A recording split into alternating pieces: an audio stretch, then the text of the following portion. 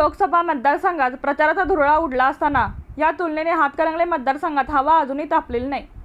कोल्हापुरातील प्रमुख बड्या नेत्यांनी यंत्रणा सतर्क केली असून मोठ्या संभांचा फड रोज कुठे ना कुठे भरत आहे। इकडे हातकणंगले स्थानिक गाठीभेटी, छोट्या बैठका यावरच प्रचार घुटमळत आहे। एकाच जिल्ह्यातील 2 मतदारसंघातील हा फरक नजरेत भरणारा आहे।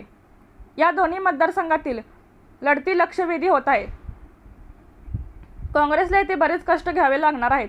प्राथमिक सद्यस्थितीवरून मतदारसंघाच्या उत्तरेकडील भागात काँग्रेसचे वर्चस्व आहे, तर दक्षिणेकडे महायुतीचा दबदबा दिसत आहे। या दोन्ही ठिकाणी मिळणारे मताधिक्य कोण कसे मोडून काढेल यावर निकालाचा कल अवलंबून असेल असे दिसत आहे। हातकणंगलेत गतीचा अभाव। कोल्हापुरात प्रचाराने गती घेतली असताना हातकणंगलेतील हवा तापलेली नाही। शिंदे सेनेचे खासदार धैर्यशील माने, निवेदिता माने यांनी गाठीभेटीवर भर दिला आहे। इचलकरंजी भाजप कार्यालयाला 2 वेळा भेट दिली असल्याने भाजपचे कार्यकर्ते प्रचारात दिसू लागले आहेत।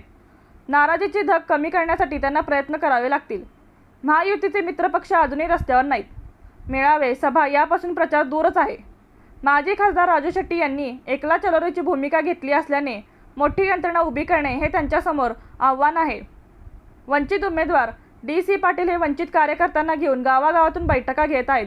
त्यांच्यासोबत मोठा आणि वजनदार नेता नसल्याने पोकळी जाणवत आहे।